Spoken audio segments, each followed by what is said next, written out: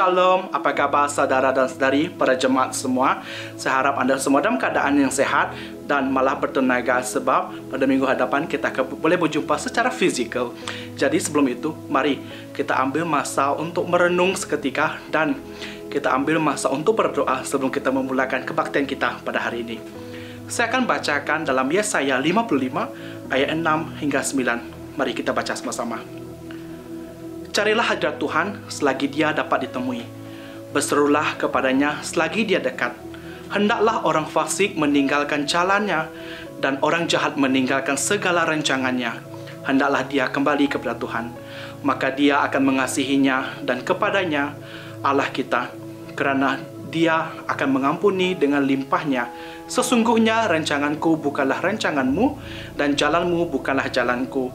Demikianlah firman Tuhan, setinggi langit di atas bumi, demikianlah tingginya jalanku daripada jalanmu dan rancanganku daripada rancanganmu. Mari kita berdoa. Haleluya Bapa Surgawi ya Tuhan, kami sangat bersyukur ya Tuhan dengan hari masa yang telah Kau berikan kepada kami. Sekali lagi kami dapat berkumpul walaupun secara online ya Tuhan. Tuhan Yesus, dimanapun anak-anak-Mu berada Tuhan, kiranya pertama-tama mereka ingin menyerahkan rancangan kehidupan mereka ke tangan Engkau ya Tuhan. Dan Tuhan, bagi yang bergumul pada pagi ini ya Tuhan, kami mohon kiranya Engkau jamah kehidupan mereka Tuhan. Bagi yang merasakan mereka agak jauh dari Engkau Tuhan, kiranya Engkau mendekatkan lagi mereka kepada Engkau ya Tuhan. Dan Tuhan, kami mohon apapun yang akan disampaikan oleh hamba-Mu ya Tuhan, kiranya setiap perkataan itu Tuhan akan tertusuk tanam dalam hati kami ya Tuhan. Engkau akan membuka mata rohani kami untuk melihat visi-visi kehadapannya Tuhan. Dan Tuhan, saat selepas Engkau mencantas Tuhan dahan-dahan yang patut dibuang ya Tuhan, kami percaya kami sudah terbang tinggi bagaimana burung rajawali terbang ya Bapa. Dan Tuhan Yesus, kami mohon ya Tuhan, berikan kami mata yang fokus Tuhan untuk melihat rancangan Engkau Tuhan. Apapun yang Engkau telah plan bagi kami ya Tuhan, itu yang kami akan fokus ya Tuhan. Malah Tuhan, kami akan enjoy Tuhan terbang bersama dengan Engkau. Dan Tuhan, pada hari ini Tuhan, kami mohon Kau urapi mulut bibir yang akan menyampaikan firman, mulut bibir yang akan menaikkan pujian Tuhan. Bagi yang akan bermain musik Tuhan, Engkau akan menambahkan lagi talenta dalam hidup mereka ya Tuhan. Dan Tuhan, tidak lupa untuk para jemaat yang ada di rumah ya Tuhan, kiranya Engkau jamahi kehidupan mereka Tuhan, Engkau lawati mereka. Roh Kudus bekerjalah pada hari ini. Dan kami percaya saat kami dalam habis kebaktian nanti, kami percaya Engkau akan terus memulihkan hidup kami dan Engkau akan memberikan refresh ke dalam hidup kami. Terima kasih ya Tuhan. Di dalam nama Yesus kami berdoa. Amin. Amin. Shalom gereja Tuhan. Mari kita datang ke hadirat Tuhan untuk memuji dan menyembah Dia.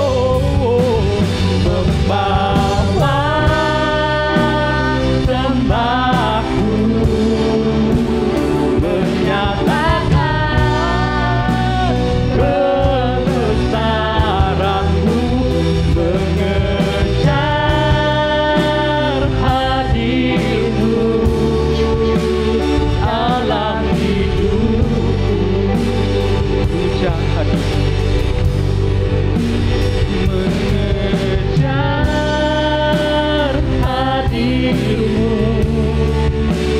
dalam hidupku, mengejar hadir Tuhan, mengejar hadirmu dalam hidupku.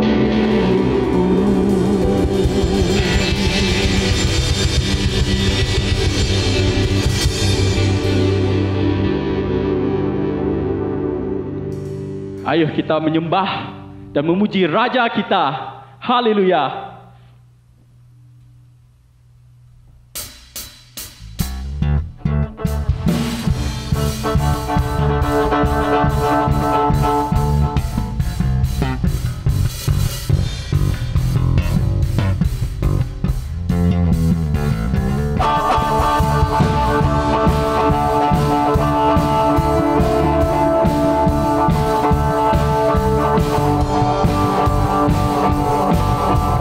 Bersyukurlah. Bersyukurlah kepadanya, bawalah pujian baginya, karena Dia Raja, oh, Dia yang perkasa. Tuhanlah kekuatanku, mazmur dan keselamatanku, Dia penolongku yang beri hidupku.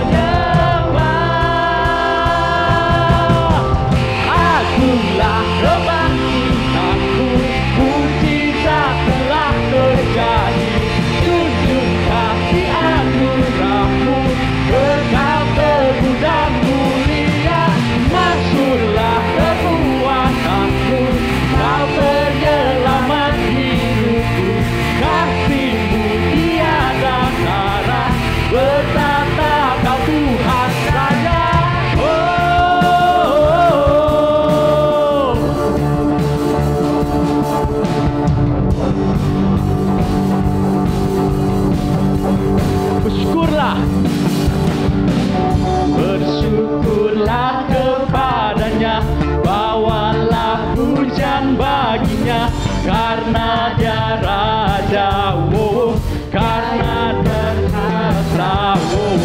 Tuhanlah kekuatanku, mazmur dan keselamatanku, Dia penolongku yang beri hidupku. Kau yang berdaya, seluruh semesta sujud menyembah. Akulah kebangkitanmu, mujizat telah terjadi, junjung kasih anugerahmu, kekal teguh dan mulia. Masyurlah kekuatanmu, Kau penyelamat hidupku, kasih-Mu tiada tara, bertata Kau Tuhan Raja. Akulah kebangkitanmu, mujizat telah terjadi, kasih-Mu tiada tara, kekal teguh dan mulia. Masyurlah kekuatanmu, Kau penyelamat hidupku, kasih-Mu tiada tara, bertata Kau Tuhan Raja. Oh, oh,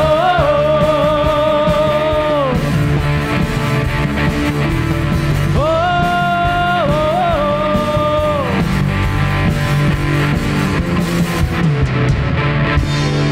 Haleluya, haleluya. Terima kasih Tuhan di atas kebaikan-Mu Tuhan. Terima kasih Tuhan kerana Engkau Allah yang beserta dengan kami Tuhan. Kita berdoa Tuhan biar kami berada di dalam hadirat Engkau. Engkau ada di dalamku Tuhan.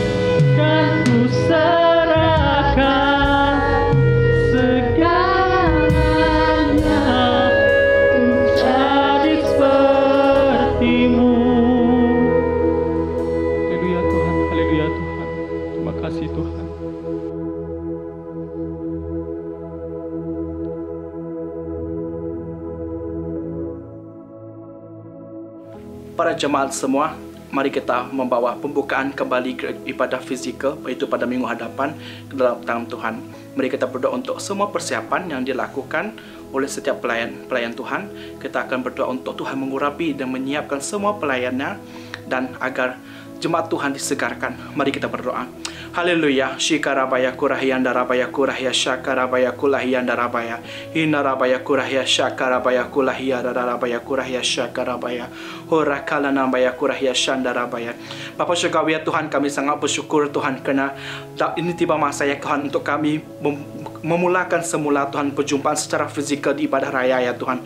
Tuhan Yesus, kami ingin serahkan hadirat-Mu di tengah-tengah kami ya Tuhan. Kami mohon ya Tuhan, semasa kami berjumpa secara fizikal ya Tuhan, bagi yang rindu untuk berkumpul Tuhan, Engkau masih letakkan dalam fikiran kami, dalam hati kami, untuk terus menjaga penjarakan sosial Tuhan, tersatu dengan yang lain Tuhan. Tidak lupa juga Tuhan, kami ingin berdoa khusus Tuhan bagi persiapan yang akan dilakukan ya Tuhan. Apapun yang hendak dilakukan Tuhan, disediakan ya Tuhan. Kami mohon Tuhan, kiranya Engkau pakai pelayan-pelayan-Mu ya Tuhan. Berikan mereka roh hikmat dan kebijaksanaan Tuhan untuk melakukan baik di depan takbir, begitu juga di balik takbir ya Tuhan. Kami mohon penyertaan Engkau ya Tuhan. Dan Tuhan, kami mohon Tuhan, kiranya Engkau memberikan mereka ide-ide yang baru Tuhan, ide-ide yang akan datang dari Engkau ya Tuhan. Tuhan Yesus, kami mohon ya Tuhan, agar setiap benda yang kami lakukan Tuhan, Engkau akan mengurapi pelayanan-Mu Tuhan. Kami berdoa Tuhan, agar perlindungan Tuhan semasa ibadah raya fizikal Tuhan, Engkau akan melindungi setiap anak-Mu Tuhan, dan tiada satu pun wabak penyakit ini akan menyentuh anak-Mu Tuhan, karena Engkau Tuhan akan mengurapinya. Dan kami juga akan terus berwaspada juga ya Tuhan, untuk tidak melanggar SOP-SOP yang telah dinyatakannya Bapa. Dan Tuhan Yesus, kami mohon, saat kami datang ke ruang-Mu Tuhan, saat kami datang ke rumah-Mu ya Tuhan, kami berdoa Tuhan, anak-anak-Mu akan merasakan diri mereka disegarkan ya Tuhan. Dan Tuhan, kembalinya mereka Tuhan ke rumah mereka akan berkobar-kobar Tuhan, untuk terus melakukan apa yang telah Engkau nyatakan dalam hati mereka ya Bapa. Dan Tuhan Yesus, kiranya pernyataan-Mu berserta dengan bagi tim UMC Bahasa ya Tuhan, yang akan melakukan ibadah raya fizikal pada minggu hadapannya Tuhan. Dan Tuhan Yesus, kami ingin serahkan sepenuhnya tangan Engkau Tuhan. Dalam nama Yesus kami berdoa. Amin. Sekali lagi saya ingin mengucapkan selamat datang ke ibadah raya online Gereja Bahasa UMC. Saya berharap Anda semua masih lagi bersemangat, dan untuk yang pertama kali menyertai ibadah raya kita, walaupun kami tidak dapat berjabat tangan dengan Anda masa ini, tapi saya memohon bagi yang pertama kali menyertai ibadah raya online kita, saya ingin Anda mengisi borang yang akan diletakkan oleh admin kami di ruangan komen sebentar nanti. Para jemaat semua, tiba masanya untuk memberi. Saya berharap Anda boleh mengikuti yang tertera di skrin Anda. Sebelum itu, mari kita berdoa. Haleluya Bapa surgawi ya Tuhan, kami sangat bersyukur Tuhan dengan berkat dalam kehidupan kami yang tidak pernah putus ya Bapa. Dan Tuhan Yesus, saat kami memberi untuk kerajaan-Mu ya Tuhan, kami berdoa dengan kemanapun uang ini akan pergi ya Tuhan, dia yang mampu menjangkau banyak orang di luar sana ya Bapa. Dan Tuhan Yesus, bagi yang tidak sempat memberi ya Tuhan, kiranya Engkau lipat kali gandakan Tuhan pendapatan kami ya Tuhan. Dan kami berdoa Tuhan, bagi yang belum dapat mencari pekerjaan, Engkau juga akan memberi mereka pekerjaan ya Tuhan. Dan kami akan memberi dengan sukacita untuk kerajaan Engkau. Terima kasih Tuhan untuk kesempatan telah Kau berikan kepada kami untuk memberi ya Tuhan, untuk melabur dalam kerajaan Engkau Tuhan. Kami ingin serahkan uang persembahan di dalam tangan Engkau. Di dalam nama Yesus kami berdoa. Amin. Sesungguhnya Tuhan mengasihi orang memberi dengan sukacita.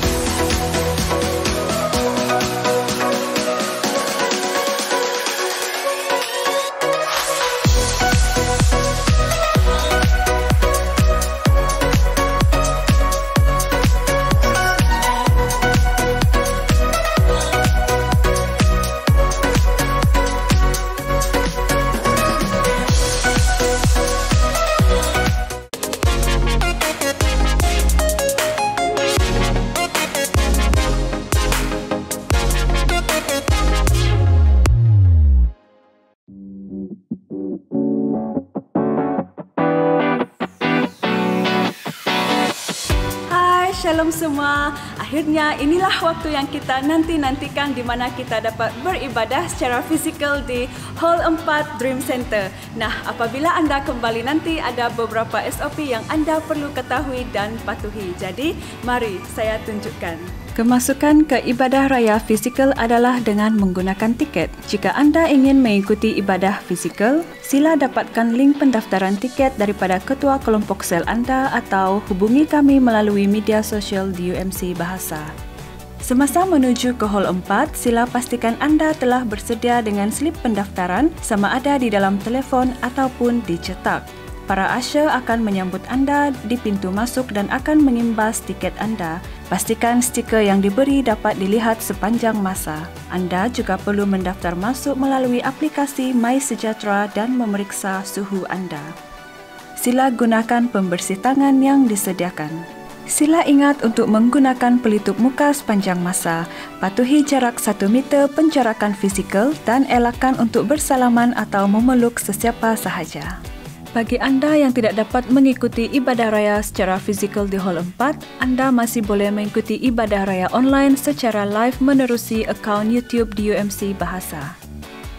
Kami tidak sabar untuk berjumpa dengan anda di dalam ibadah raya fizikal ini. Jumpa anda nanti. Tuhan Yesus memberkati.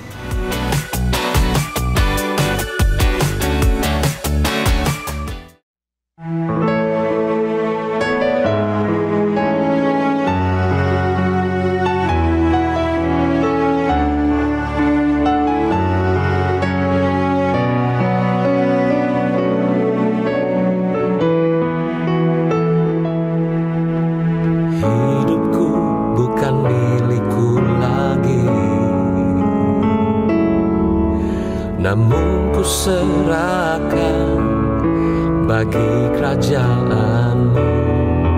Semua yang ku miliki adalah dari-Mu. Ku hidup oleh anugerah keselamatan dari-Mu.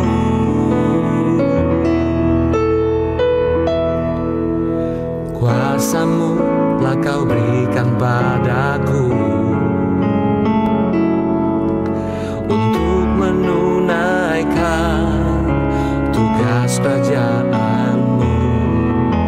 Takkan pernah ku ragu terhadap janji-Mu, karena ku hidup dalam ikatan janji dengan-Mu. Ku hidup bergantung dari kuasa firman-Mu yang mencipta ulang seluruh kehidupanku. Dalam diriku ada Kristus yang hidup, yang memampukanku hidup dalam kuasa kebangkitan-Mu.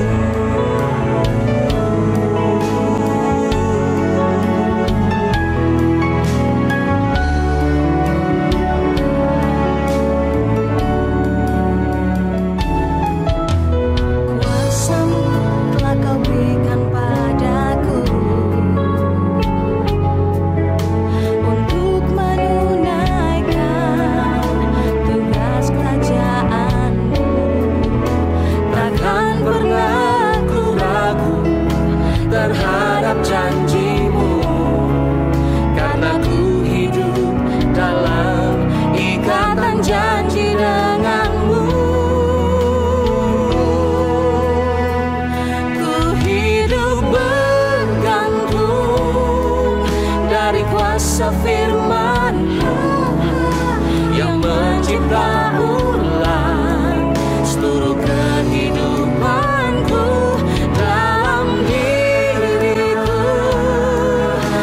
Kristus yang hidup, yang memampukanku hidup dalam kuasa kebangkitan-Mu.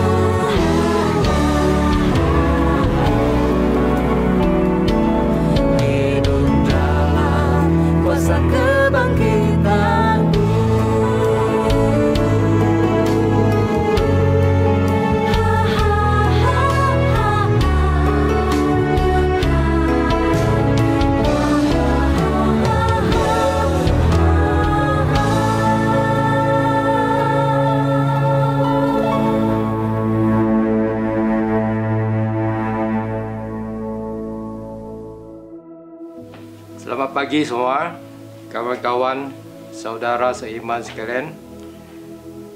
Kita mulakan kita punya perkongsian dari firman Tuhan dengan petikan firman Tuhan yang diberi, yaitu 1 Korintus 15. Dan petikan ini mula dari ayat 35 hingga ke 58. Agak panjang, tetapi ada baiklah kalau kita baca petikan ini.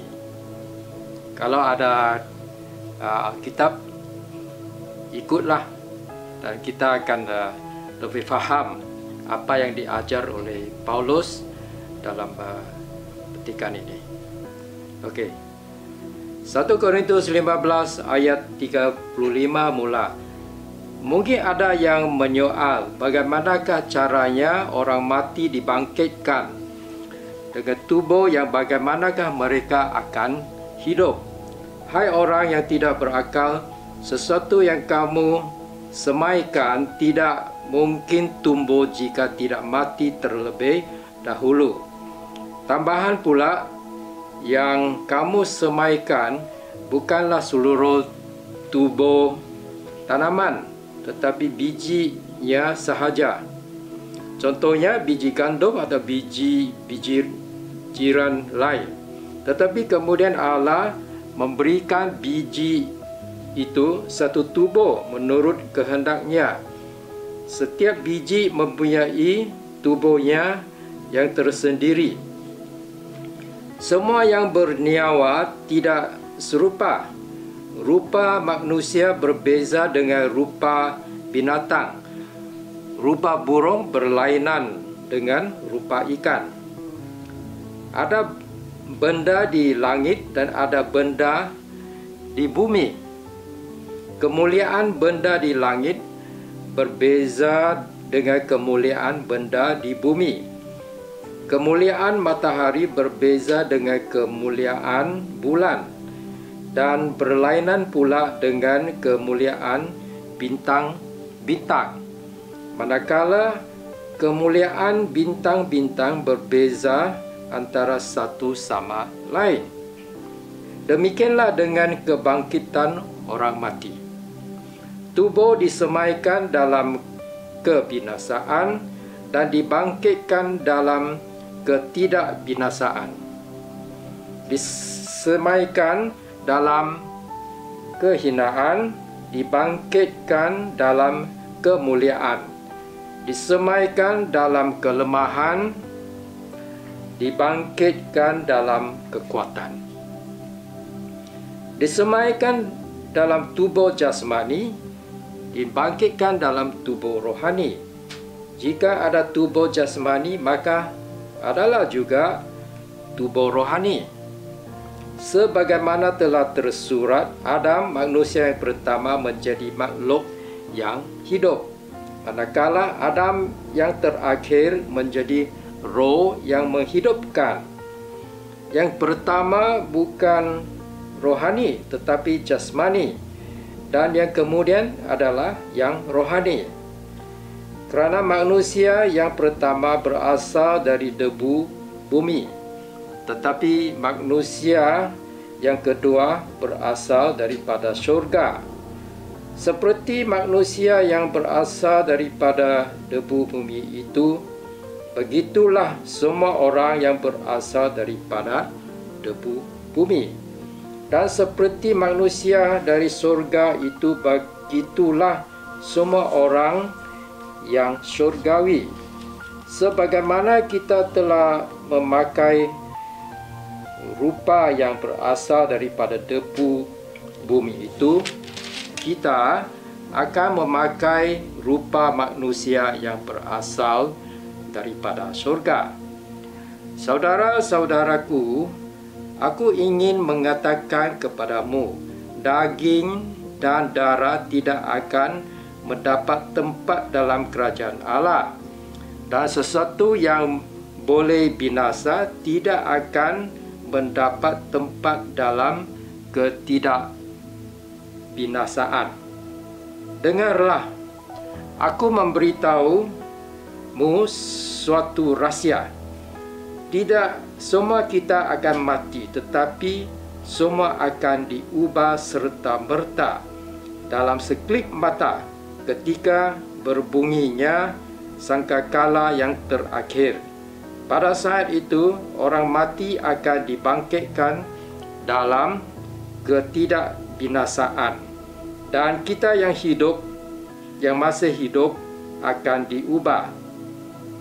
Kerana yang boleh binasa itu mesti mengenakan bentuk yang tidak boleh binasa, dan yang boleh mati ini mesti mengenakan bentuk yang tidak boleh mati. Setelah ini berlaku, terbuktilah firman, maut telah ditelan dalam kemenangan. Wahai maut, di manakah kemenanganmu? Wahai maut, di manakah sengatmu? Sengat maut ialah dosa, manakala kuasa dosa ialah Taurat. Tapi syukurlah kepada Allah yang telah memberi kita kemenangan melalui Tuhan kita Yesus Kristus. Oleh itu, saudara-saudara yang ku kasihi, teguhkanlah pendirian. Jangan beranjak dan bersungguh-sungguhlah dalam pengabdianmu kepada Tuhan. Kamu tahu bahawa dalam Tuhan jerih lelamu tidak akan sia-sia. Jadi mari kita tengok apa yang kita boleh belajar dari petikan ini ya. Dan saya cuba memberi kita berfikir ikut idea ini. Iaitu kita mau tanya satu soalan dan saya akan cuba jawab soalan yang ditanyakan. Jadi soalannya ialah, mengapa kita tidak boleh masuk ke dalam syurga dengan tubuh yang sedia ada? Waktu Yesus Kristus kembali kali kedua, mengapa kita dengan tubuh yang sedia ada tak boleh masuk ke dalam syurga? Dan kita akan tengoklah dia punya jawapan dari petikan ini. Jadi, mengapa dengan tubuh yang sedia ada kita tak boleh masuk syurga? Sebab yang pertama ialah pada masa itu, waktu Yesus Kristus kembali kali kedua, ada Kristian yang memang sudah mati. Ada yang sudah mati lama.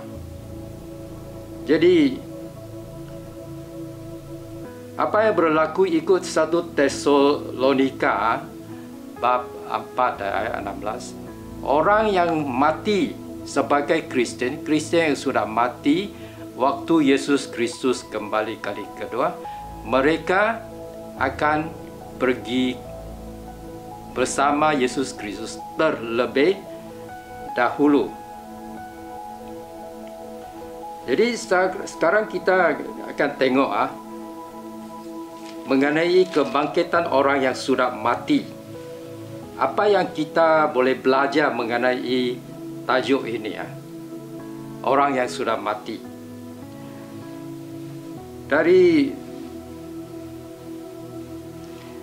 Dari ayat 35 hingga ayat 38 dia apa yang akan berlaku ialah orang yang sudah mati itu akan bangkit.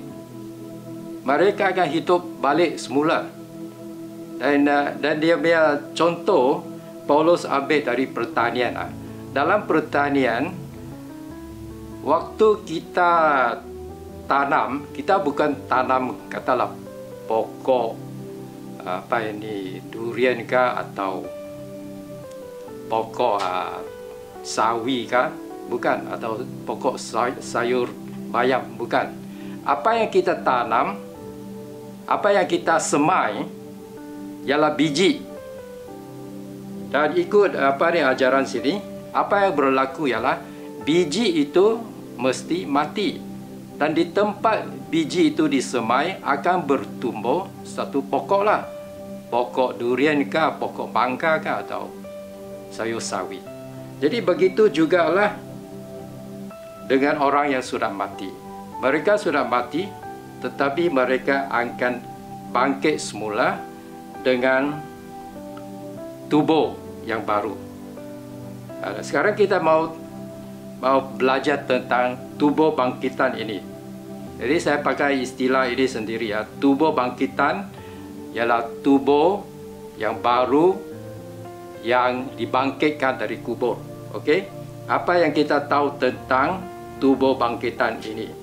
Dari ayat 39 kita tahu bahawa tubuh bangkitan ini tidak serupa dengan apa yang kita tahu.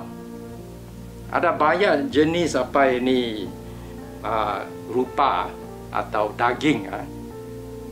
Jadi jasad tubuh bangkitan itu tidak serupa dengan apa yang kita tahu di atas bumi ini.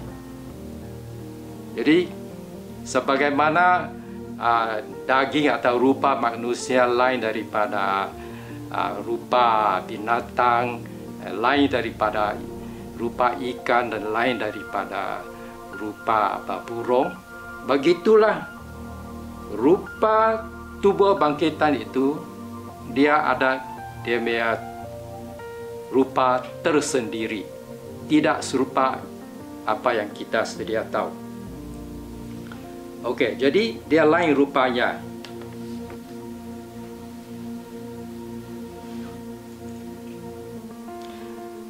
Dan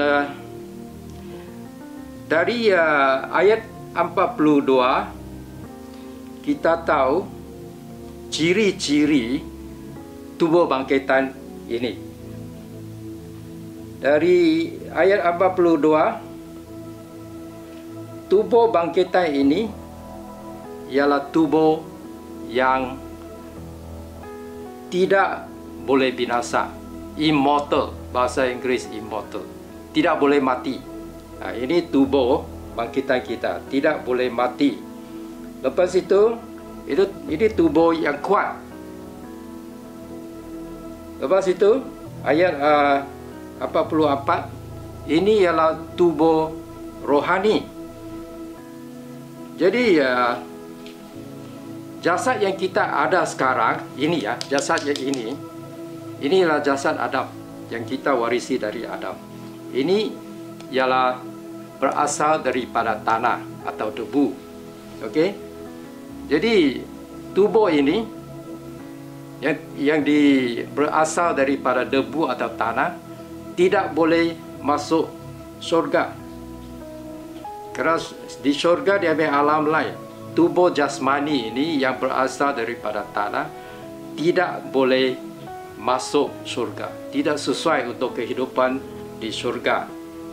Jadi sebab itu kita perlu tubuh rohani. Apakah tubuh rohani itu? Kita pun tak berapa tahu. Tapi kalau kita tengok pada ayat 48 hingga ayat 49 dia katakan tubuh rohani seperti tubuh Yesus Kristus selepas dia bangkit dari maut. Jadi mungkinlah, saya tak tahu. Di data Alkitab tidak izinkan saya kata dengan pasti bahawa kita punya tubuh bangkitan itu serupa dengan tubuh Yesus Kristus lepas dia bangkit. Okey, jadi apakah tubuh Yesus Kristus waktu dia sudah bangkit? Ini lain daripada kita kerana Yesus Kristus punya tubuh bangkitan boleh tembusi dinding. Dan lagi pun dia boleh dikenali. Semua anak murid Yesus Kristus dalam bilik itu dia kenal, oh ini Yesus Kristus. Dan Thomas yang datang lewat itu, dia boleh sentuh dia punya luka Yesus Kristus. Jadi lubang-lubang paku itu boleh disentuh. Jadi itulah rupanya tubuh bangkitan Yesus Kristus. Dan lagi pun dia boleh makan.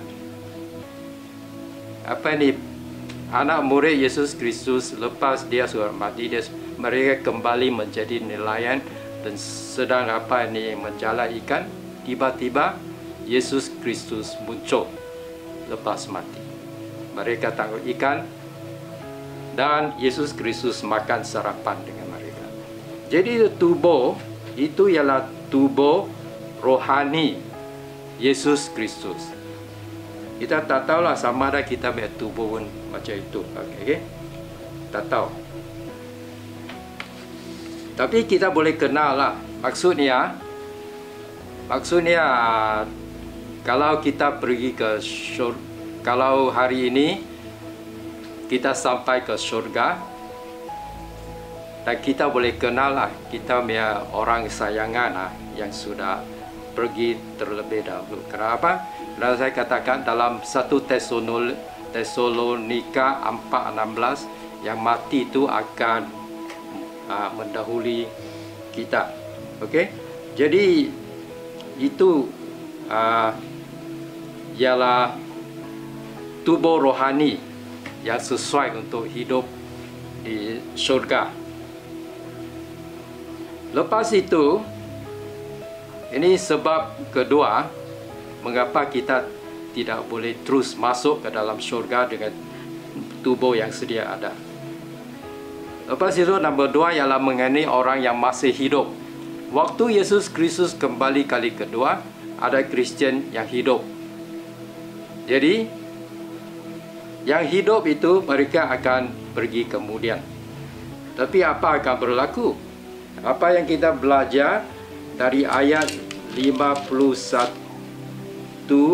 52 dan 53 ialah dalam sekelip mata dengan serta-merta tubuh Kristian yang hidup pada waktu itu akan tukar, akan berubah menjadi satu tubuh rohani dan akan tidak boleh binasa. Jadi dengan serta-merta, dengan dalam sekelip mata kita mempunyai tubuh yang baru, tubuh rohani yang tidak akan mati untuk selama-lamanya. Jadi lepas itu datanglah arti seruan ini atau seruan kemenangan ini. Kita baca di ayat 54. Setelah ini berlakulah, terbuktilah firman, maut telah ditelan dalam kemenangan. Wahai maut, di manakah kemenanganmu? Wahai maut, di manakah sengitmu? Okey, ini kemenangan. Artinya dengan kebangkitan tubuh kita telah menang di atas kematian. Ini ada satu aplikasi untuk kita. Karena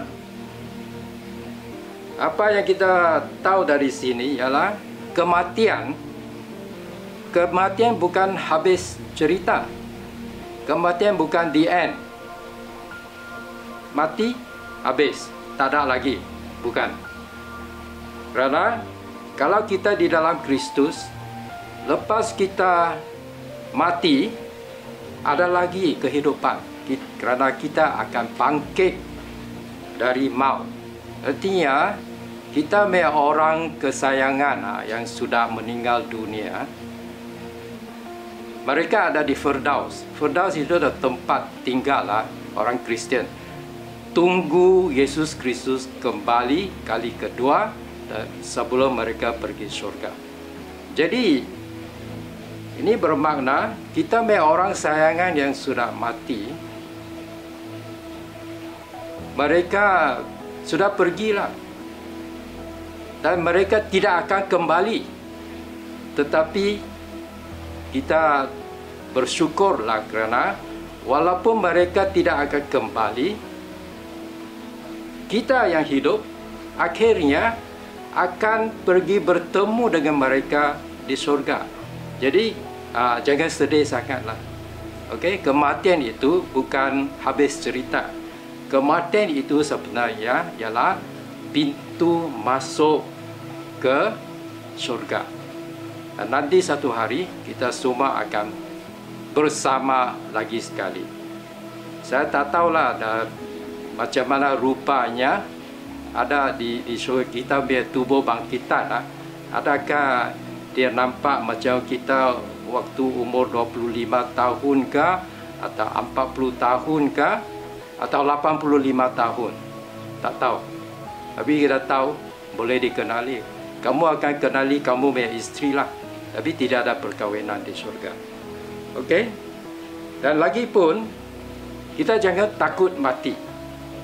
Di Nigeria ini puak pelampau Boko Haram banyak membunuh orang Kristian. Dan ini menghadapi kematian adalah sesuatu yang realiti untuk Kristian di Afrika. Umpamanya di Nigeria, di mana bertindaknya Boko Haram. Jadi puak pelampau. Jadi kadang-kadang mereka ditanya, menyangkal Yesus Kristus dan kamu akan hidup. Kalau kamu tak menyangkal Yesus Kristus, kamu mati.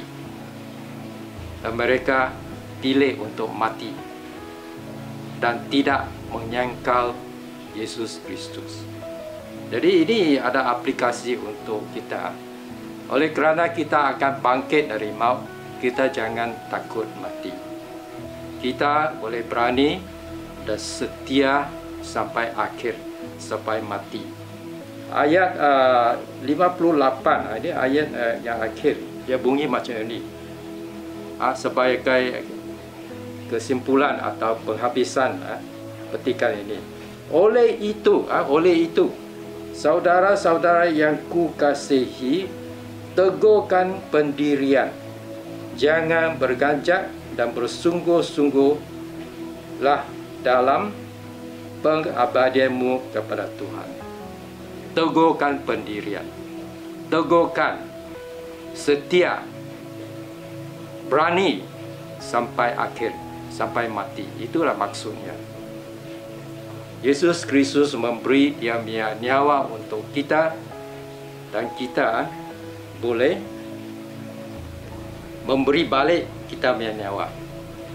Dan itu pun bukan sia-sia. Bukan sia-sia. Kerana apa? Kerana akhirnya apa yang kita buat, nyawa yang kita serahkan kepada Yesus, demi Yesus Kristus, akan dipulangkan kepada kita. Kita akan berbangkit dari maut. Jadi ada satu soalan yang akhir, iaitu macam mana kita tahu kita akan bangkit dari maut. Yang kita tahu ialah Yesus Kristus bangkit dari maut. Dan oleh kerana Yesus Kristus bangkit dari maut, kita juga boleh bangkit dari maut. Kerana Yesus Kristus ialah manusia yang pertama bangkit dari maut. Ada penting sangat bahawa Yesus Kristus mesti bangkit dari maut. Di dalam buku Roma, kita diberitahu Yesus Kristus mati untuk dosa kita dan dibangkitkan oleh Allah untuk kita punya pembenaran. Itu di dalam Roma 4:25. Dia telah diserahkan kepada kematian kerana dosa kita dan dibangkitkan semula kepada kehidupan untuk pembenaran kita. Dua perkara berlaku di sini. Nombor satu, Yesus Kristus bayar kita upah dosa, iaitu maut. Nombor dua, dia dibangkitkan semula untuk pembenaran kita. Apa maksud pembenaran kita? Maksudnya macam ini. Hanya Yesus Kristus layak mati untuk kita. Mengapa dia layak? Dia layak kerana dia sendiri tidak ada dosa. Kalau dia ada dosa, kalau Yesus Kristus ada dosa dan dia mati untuk dia punya dosa sendiri, dia akan terus mati. Kerana upah dosa ialah maut.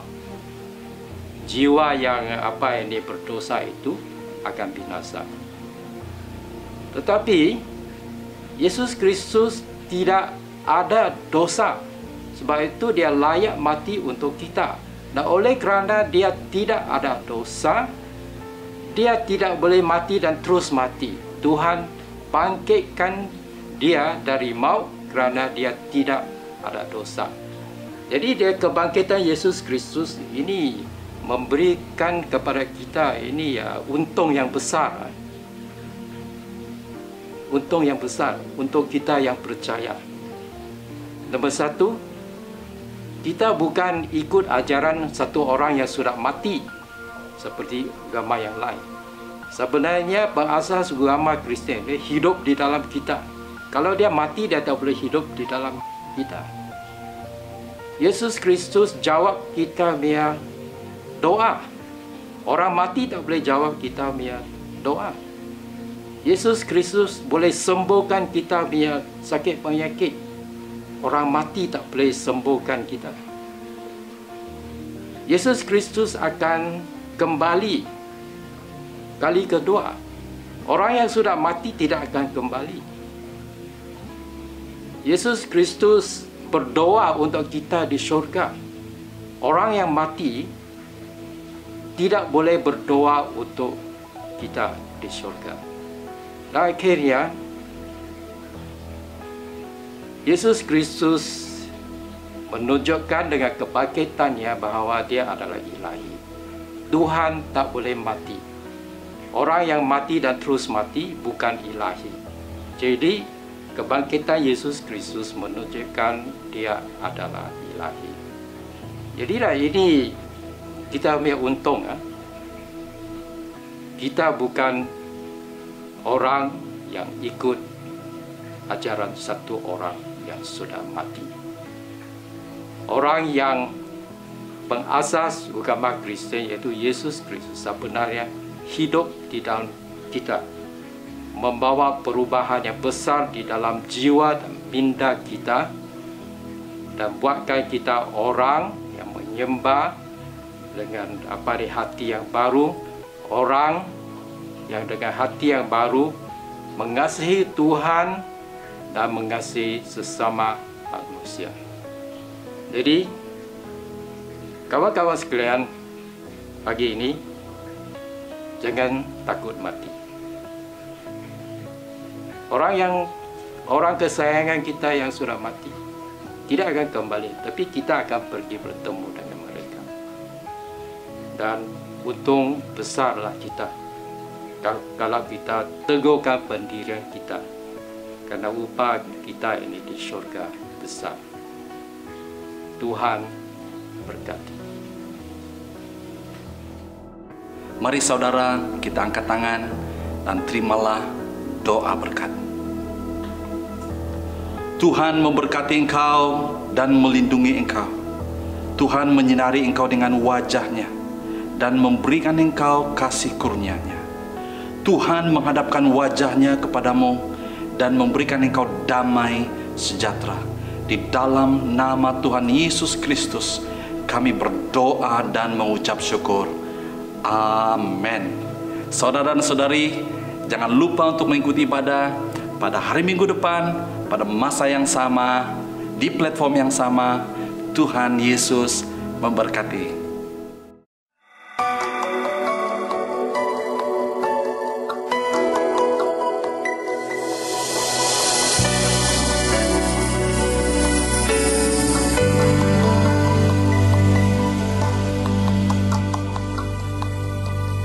Yesus, kau kebenaran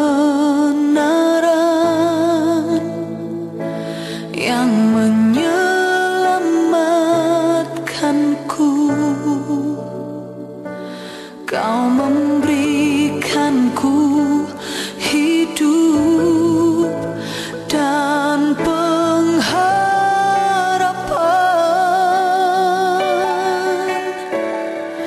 Ku ikut kehendak-Mu,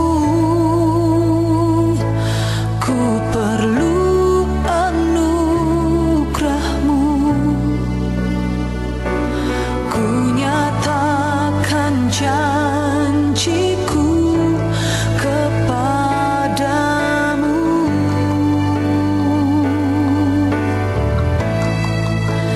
Kalau ku hidup bagimu, hatiku tetap menyembah-Mu. Dunia tak bisa menjauhkanku dari kasih-Mu. Selama ku hidup bagimu, mataku tetap memandang-Mu. Dunia tak bisa menjauhkanku dari kasih-Mu.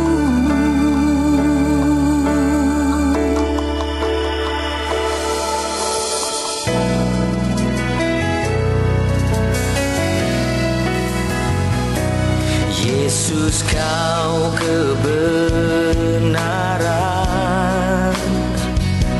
yang menyelamatkanku. Kau memberikanku hidup dan pengharapan. Oh, ku ikut kehendak-Mu, ku perlu anugerah-Mu. Ku nyatakan janjiku kepadamu.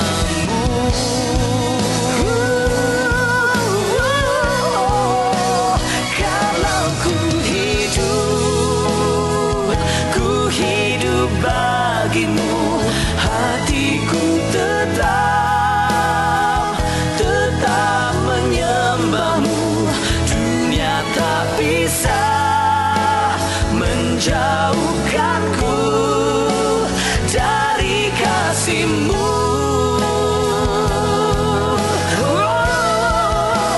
Selama ku